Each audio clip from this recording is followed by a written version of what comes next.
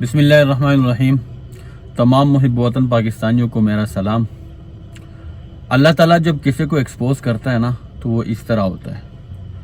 جب انٹرنیشنل صادق اور امین کے اوپر بکواس کریں گے نا، اور دیانتدار شخص کے اوپر بکواس کریں گے نا، اور مخلص شخص کے اوپر بکواس کریں گے تو ایسا ہی ہوتا ہے۔ اللہ تعالیٰ پھر ایسا ایکسپوز کر دیتا ہے۔ دیکھو، لوگ ایک نوالی کے لیے ترس رہے ہیں، سندھ اور بلوچستان اور دیگر علاقوں میں جہاں پہ سیلاب متاثرین سیلاب آیا ہوا ہے۔ لوگ کھانے کے لیے ترس رہے ہیں یار، بچے بلبلا رہے ہیں یار، کوئی سر کے لیے چھت نہیں ہے یار، کوئی ٹینٹ نہیں ہے یار۔ اور یہ ظالم لوگ، یہ پتھر دل لوگ، یہ مافیا،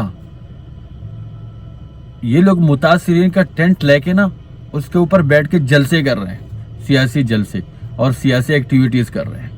ان کی سینے میں دل نہیں ہے اور ان کو نہ اسلام چاہیے۔ ان کا اصل چہرہ ہے، جو ہم ہمیشہ کہتے رہے نا کہ ان کا اصل چہرہ وہ نہیں ہے جو یہ دکھا رہے ہوتے ہیں۔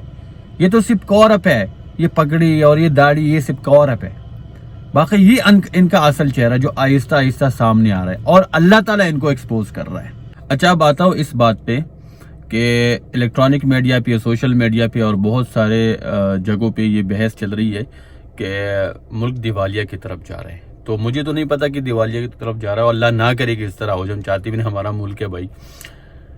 لیکن آپ کو تھوڑا سا سمجھا دیتا ہوں کہ دیوالیہ کے اثرات کیا ہوتا ہے۔ مطلب اگر ملک دیوالیہ کی طرف جا رہا ہوتا ہے تو آپ کو کیسا پتہ چلے گا؟ تو سب سے پہلے آپ نے دیکھنا ہوتا ہے کہ آپ کے جو فارن ریزرو ہے وہ کس طرح ہے، اور آپ کے جو بیرونی قرضے ہیں وہ کس طرح ملک ادا کر پا رہے ہیں یا نہیں، اور جو فارن ریزرو ہے وہ کم ہوتے جا رہے ہیں یا اوپر جا رہے ہوتے ہیں۔ تو آپ کے اگر فارن ریزرو کم ہوتے جا رہے ہوتے ہیں اور آپ کے جو بیرونی قرضہ ہے وہ اوپر جا رہا ہوتا ہے، اور آپ کے بیرونی قرضہ آپ ادا نہیں کر پا رہے، اس کی قسطیں یا اس کی سود جو ہے وہ ادا نہیں کر پا رہے ہوتے ہیں، اور آپ کا جو کرنٹ اکاؤنٹ ڈیفیسٹ ہوتا ہے وہ اوپر جا رہا ہوتا ہے، اور امپورٹ جو ہوتا ہے آپ کا، کیونکہ بہت ساری چیزیں آپ باہر سے امپورٹ کرتے ہیں، تو جو چیزیں آپ امپورٹ کر رہے ہوتے ہیں تو وہ آپ بند کر دیتے ہیں، یا ان کے لیے جو ایل سیز کھولے ہوئے ہوتے ہیں ان کو پیمنٹ نہیں کر پا رہے، تو یہ اثرات ہوتے ہیں۔ ان سے پتہ چل جاتا ہے کہ ملک دیوالیہ کی طرف جا رہا ہے۔ اللہ نہ کرے کہ دیوالیہ ہو جائے، لیکن کچھ اثرات جو میں آپ کے سامنے رکھ دیتا ہوں۔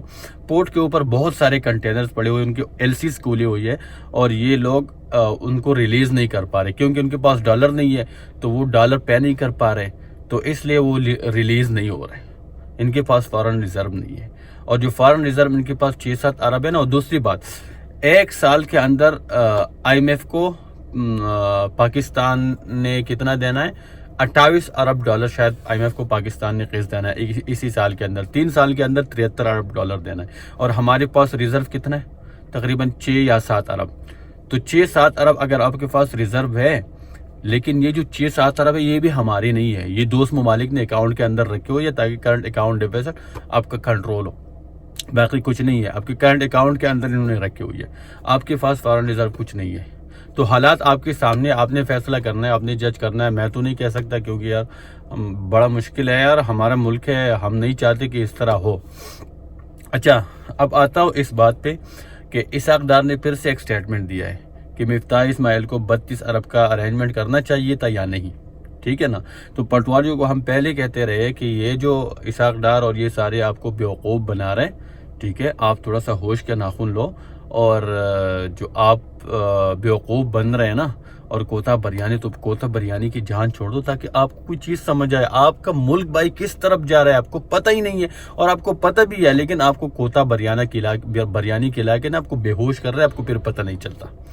تو خدا کا خوف کرے، ان چیزوں کو ذرا دیکھے اور ان کے خلاف آواز اٹھائے۔ اچھا، اب اس بات پہ آتا ہوں کہ ڈیلی میل والی خبر پہ، ڈیلی میل والی خبر پہ انہوں نے پھر سے شور مچا دیا ہے، اور وقت سے پہلے مٹھائی بانٹنا شروع کر دیا کہ شہباز شریف انٹرنیشنل صادق اور امین اور سرخرو ہو گیا۔ ڈیری میل والے نے اوپر سے ایک بیان داغ دیا، سٹیٹمنٹ داغ دیا کہ ان کو غلط فہمی ہوئی ہے، ہم نے کوئی معافی نہیں مانگی، اگر مانگی تو اخبار نے کسی ایک چیز پہ مانگی ہے، اگر معافی مانگے تو عدالت میں وہ کیس واپس لے لیتے، آپ کا جرمانہ معاف ہوتا۔ تو آپ کے اوپر تو جرمانہ وہی ہے، آپ کا کیس معاف نہیں ہوا ہے، آپ نے صرف آگے ان کو کہا کہ ہم آگے کارروائی نہیں کرنا چاہتے، جواب نہیں دینا چاہتے، جرمانہ دے دیں گے، بات ختم۔ تو بھائی، آپ جتنا بھی بیانیہ آپ بنانے کی کوشش کریں گے نا، لوگ آپ کے اوپر یقین، آپ الٹا بھی لٹک جائے نا، لوگ آپ کے اوپر یقین نہیں کرتے، کیونکہ لوگوں کو پہلے پتہ ہے کہ آپ چور ہیں. اور یہ کل جلسے سے پتہ چل گیا کہ پی ڈی ایم کا سربراہ یار اپنے آپ کو عالم کہتا ہے یار. کور انہوں نے جو چڑھایا ہوا اپنے فیس کے اوپر, سر کے اوپر یار, یہ جو اسلامی لبادہ انہوں نے پہنا ہوا ہے, کمال ہے یار. وہاں پہ لوگ بچے بل بلا رہے ہیں یار, کسی کے پاس گھر نہیں یار, ٹینٹ نہیں ہے. آپ متاثرین کے ٹینٹوں کے اوپر بھائی آپ جلسی جلوس کر رہے ہیں, شرم آنی چاہیے آپ کو. اچھا, اس کے بعد ایک بات پہ آتا ہوں. ایک طرف ملک کے پاس پیسہ نہیں ہے, فارن ریزرو نہیں ہے, لوگ کہتے ہیں دیوالیہ کی طرف جا رہا ہے, اور دوسری طرف آج شہباز شریف نے 10 معاون خصوصی کو وزیر مملکت کا درجہ دے دیا. مطلب ان کو وزیر مملکت بنا دیا گیا. کیوں؟